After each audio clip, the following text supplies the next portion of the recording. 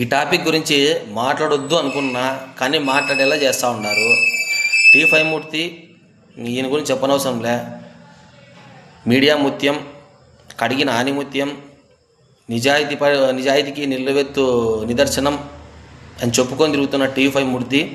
అయ్యా, ఈ టాపిక్ గురించి ఎవరూ మాట్లాడలేదు. నువ్వు మధ్యలో మనం ఏం మాట్లాడినావు? మీ మధ్య ఏం జరిగిందో మాకైతే తెలియదు. నువ్వు ఈ ధర్మ మహేష్ వెనకాల ఒక వైసీపీ ఎమ్మెల్సీ ఉన్నారు, వైసీపీ సోషల్ మీడియా ఉంది, వైసీపీ పెయిడ్ బ్యాచ్ ఉన్నారు, వీళ్ళ వల్లే ఇంత రెచ్చిపోతానని చెప్పేసి నువ్వు కూర్చొని 2 కెమెరాలు పెట్టుకొని మైకులు పెట్టుకొని మాట్లాడుతుండావే. నాకు అర్థం కాలేదయ్యా. మేమేమన్నా నిన్ను పోయి వాళ్ళ ఇంట్లో ధర్మ మహేష్ తిండే ఎంగిల్పేట్లు తినమని చెప్పినామా? చెప్పు, మేమేమని చెప్పినామా? మా వాళ్ళు ఎవరన్నా నీకు చెప్పినారా? హోటల్కి పోమన్నారా? వాళ్ళ పిల్లలతో ఆడుకోమన్నారా? బర్త్డే పార్టీలు పోమన్నామా? మేమన్నా మా మీద పడి సస్సంటావా? నాకు అర్థం కాలేదు. ఇది ఫ్యాషన్ అయిపోయింది ఏబిఎన్ ఛానల్కి, టీ5కి. ఏమని ఎక్కడేం జరిగినా మేమే కారణం అంటారు. ఆ బెంగళూరులో బస్ యాక్సిడెంట్ జరిగినా మేమే కారణం అంటారు. తెలంగాణలో 2 కొట్టుకొని చచ్చిపోయినా మేమే కారణం అంటారు. తెలంగాణలో హైడ్రా కూల్చి పేదలది కూల్చినా కూడా దానికి వైసీపీ జగన్మోహన్ రెడ్డి వైఎస్ఆర్సీపీ పార్టీ వాళ్ళు కారణం అంటారు. ఢిల్లీలో ఎవరికి ఏమని జరిగినా కూడా దానికి వైఎస్ఆర్సీపీ వాళ్ళు జగన్మోహన్ రెడ్డి కారణం అంటారు.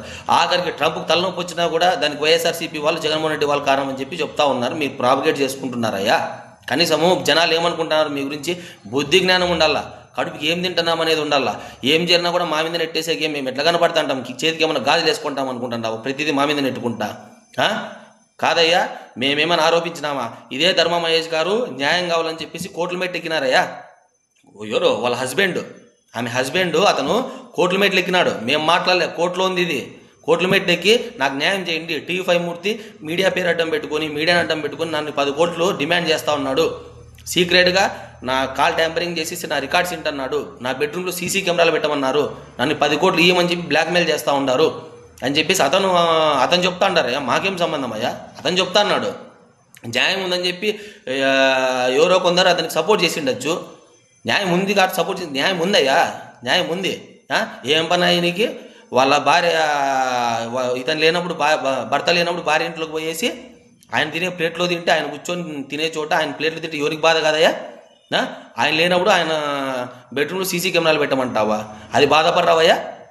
అది బాధపడరా? మళ్ళీ ఏం మాట్లాడతావా? నాకు అర్థం కాలే. మా గురించి మాట్లాడతావా నువ్వు? మా గురించి మాట్లాడతావా?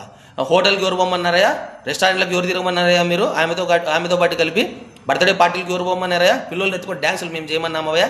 ఇన్ని చేసి ఒక సంసారాన్ని కూల్చి ఇన్ని మాట్లాడతావా? కాదయ్యా, మేము సపోర్ట్ ఉండి మేము ఇవన్నీ చేసి ఉంటే ఫస్ట్ ఆమె మీడియాకి ఎక్కింది, మీ ఛానల్కి ఎక్కి కూర్చొని మీతో డిబేట్లు పెట్టుకుంటా, మీరు మాట్లాడుకుంటా ఆ పొద్దు కూడా ఆ రోజు నుంచి కూడా మా ఇచ్చేస్తావా? అంత బాలేగాను అనుకుంటున్నావా? అయ్యో, నీకంటే పెళ్లి కాలేవయ్యా? ఊర్లో ఉండే సంసారాలను కూల్చొద్దు. నువ్వు ఊర్లో ఉండే సంసారాలను కూల్చొద్దు. పెళ్లి పెట్టాకు లేక తిరుగుతాండవు.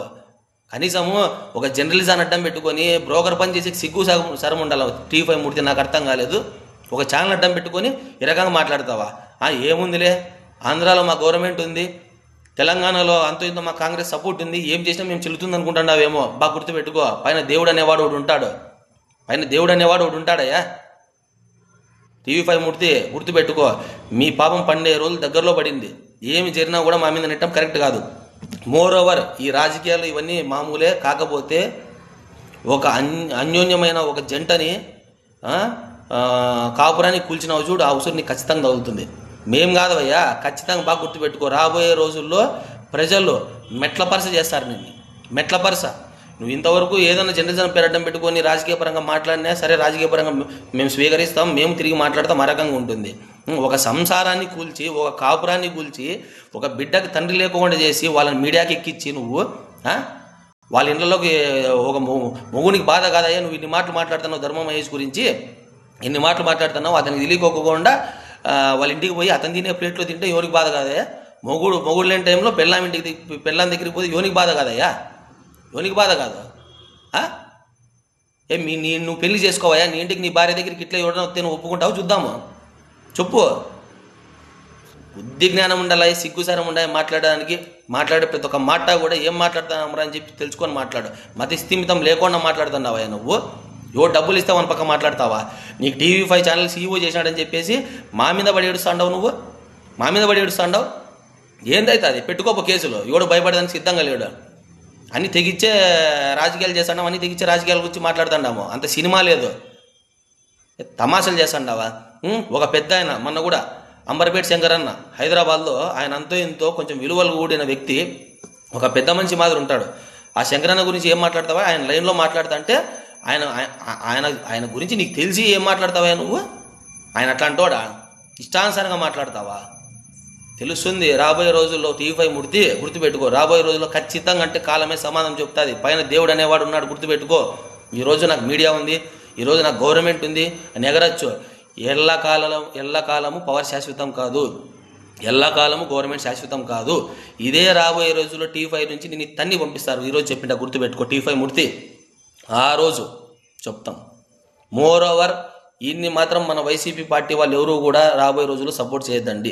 మీకు వ్యక్తిగతంగా ఫ్రెండ్షిప్ ఉన్న ఏ నాయకుడికైనా సరే, వైసీపీ పార్టీలో ఏ నాయకుడైనా సరే టీవీ5 మూర్తికి వ్యక్తిగతంగా పరిచయాలు ఉన్నా కూడా ఆడు వస్తే మాత్రం సపోర్ట్ చేయొద్దండి. దయచేసి ఒకవేళ చేసి మా వైసీపీ వాళ్ళ మనోభావాలు దెబ్బతీయద్దండి. ఎందుకంటే మా అధినేత గురించి వీడు మాట్లాడే మాటలకి మమ్మల్ని తిట్టే మేము బాధపడం. అధినేత జగన్మోహన్ రెడ్డి గారి గురించి మాట్లాడితే మాత్రం మాకు చాలా బాధ అవుతుంది, కంట్రోల్ కూడా తప్పుతాం. చూద్దాం రాబోయే రోజుల్లో ఏం జరుగుతున్నది. జై జగన్, జై వైఎస్ఆర్సీపీ.